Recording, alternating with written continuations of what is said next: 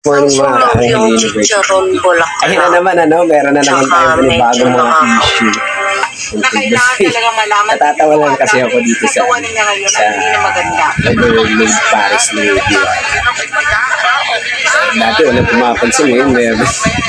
Dami pumapansin, alam niyo yung yung sisiraan ka dahil sa tumaas yung which is, may mga punto rin naman kagaya nito sinasabi ni mga ibang vlogger na bakit iba na daw yung ugali niya kasi noon hindi naman talaga ganyan si Diwata kaya marami ngayon naglabasan yung basher niya na, kasi siya rin naman talaga may sabi na welcome lahat ng mga vlogger, pero bakit yung mga vlogger na nagbibigay sa kanya nagbabayad, tinatanggap, pero yung mga makikipicture wala namang iaabot, wala, napaka-salbahing dating. Pero salamat na lang dahil nga yung paghihirap niya nalinasan dahil sa mga pagsisikap niya.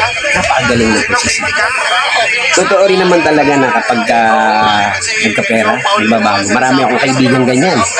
Yung talagang mababait, di ba? Pag natulungan mo na at nagkagano na sila na yung may kapangyarihan, nawawala yung ugali. Totoo yan, totoo. Marami talaga yung sinasaksihan sa pero marami rin talaga mga Pilipino na kapag umangat, gagawa ng parang makababain. Parang nakapantay lang tayo. Yung gano'n. Pero ito nga, lumabas din si Gago. Napunahan niya rin yung mga ni Diwata talaga. Gago, laki na pinagbago ni Diwata, no? Kaya yan. Paano ko yan nalaman? Si Gago talaga. Siyempre, mapupuna niya talaga. Kasi nga, talagang ang laki kasi ng pinagbago.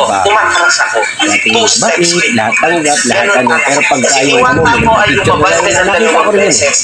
Nagpapicture sa kanya, So what? anak ko, inislab niya kasi nga walang ganun. Sabi nga ng mga Gago, Hindi ko alam kung magugustuhan ng mga kahokas. Pero kung ganyan si Makagago, di ba? Yung mga sinasabi ng mga kaya. ng video kung saan Ito naman, si Diwata, dugyot yung pagkain, dugyot ang ito lumabas, yung laos na lumabas. Putang ina mo, Ito pala. isa ka pa rin naman. Tanga bobo laos. Talagang gano'n, ano? Grabe, magsalita ito si Makagago. Gago talaga ito eh. Natutuwa ako dito kay Makagago. Ay, idol itong gago ito.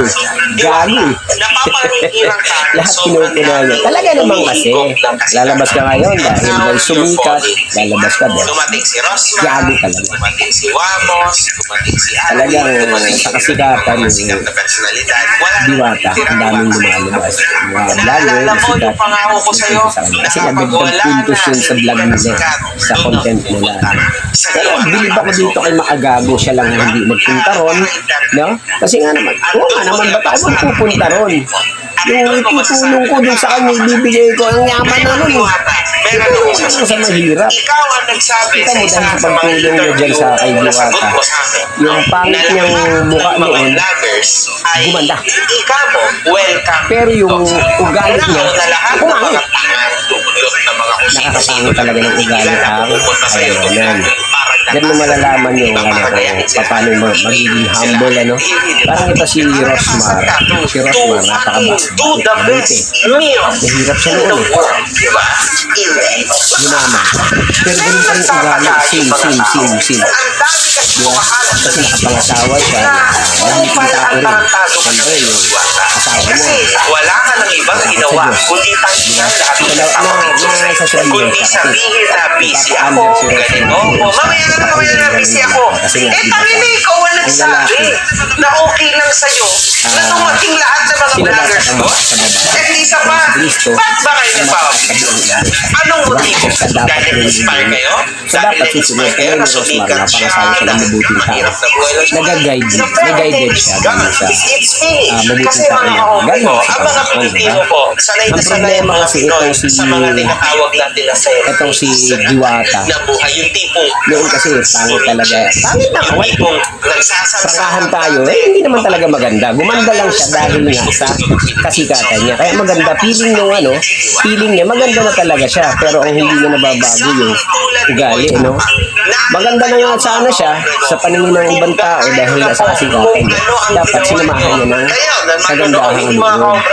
Kasi noong una, tanggap naman niya lahat eh. Wala naman sino-sino, pantay-pantay. Mahirap ka ng mayaman, welcome. Ang problema nung magpasanay sa kanya, pag binigyan ng pera, uy, kailangan pala tumanggap ako. Hindi ko pwedeng tanggapin ko itong mga ng bayan. Isa pa, napanood ko na gusto na magpapicture mo ng bata. Dapat, tanggapin mo rin lahat kasi yung pinangako mo na welcome naman lahat. Pag gusto mo, may gusto mo picture tayo sa Hindi ba Toyo. kasi dahil Pero sa kaso nga lang, ang kanan mo, personalidad natin, umasenso ka, sumikat ka, pero hindi mo hinanap yung Panginoon muna. Dapat sa pagkagulit mo, naguliti ka, humingi ka ng tawad sa Panginoon, nagdasal ka, tapos nung natagpuan mo na yung kapangyarihan ng Panginoon, natagpuan mo ng kaharian ng Panginoon, dala-dala mo na yun sa pagbabago mo. Ang problema, yung tinanggap mo yung kayamanan, naglangko sa iyo, nagkaroon ka ng pagitan para sa Panginoon, itong kayamanan o ang Diyos, nawala na yung kabutihan ng mo. Na dati tumutulong ka, binibigyan mo. Ngayon, may limitasyon yung pagtulong mo. Ang pagtulong mo, kamayanan mo. Sobrang laki ng huli niya, mga boss. Diba? Wala na tayo Bago-bago magagawa. din.